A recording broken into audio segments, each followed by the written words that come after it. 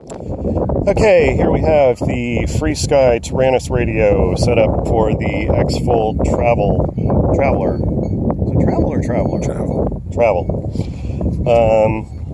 Your sticks are pretty much normal: throttle, yaw, pitch, roll.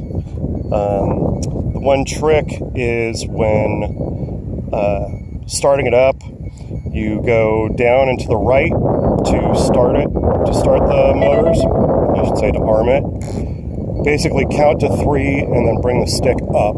Otherwise it will automatically disarm. And when you're done flying, you've landed, down and to the left will disarm.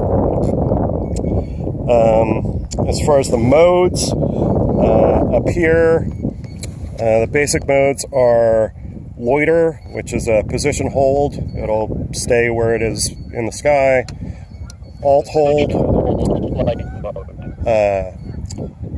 will just maintain the altitude. It's up to you to keep position. And stabilized, which is pretty much totally manual. It's up to you to maintain the throttle and position and everything else. Your landing gear is on this switch here. The default position is gear down.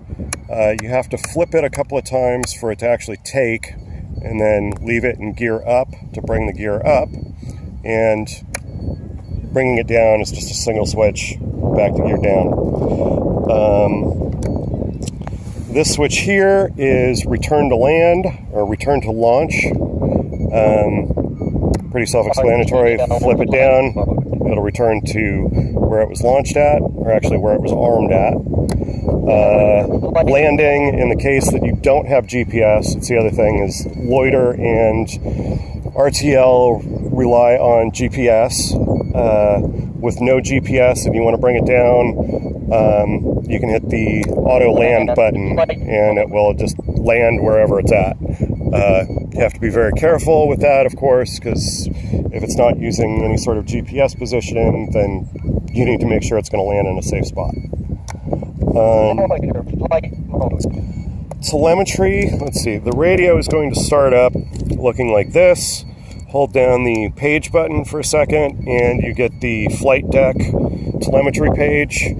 I have an artificial horizon over here, your battery voltage, the total voltage, and then the per cell voltage, number of amps that it's drawing, although I don't believe that is currently configured, so I wouldn't believe what it's saying. Whether you have a 3D fix on the GPS. Here is the arrow pointing towards home, so if you've completely lost direction, just follow the arrow as far as which direction you need to go to get back to where it launched from. Then, let's see, this is your altitude in meters. It currently thinks it's 1 meter off the ground, even though it's on the ground. And this is the distance from home, 2 meters from home. And that is about it. One more thing. If you have any notifications or anything, like if the compass is having problems or anything weird, it'll usually display a line on the bottom. If you want to scroll through all of the messages that it's had, press the minus or plus button, and you'll get a history of all the messages that it's spit out, and then minus or plus to get back to the main screen.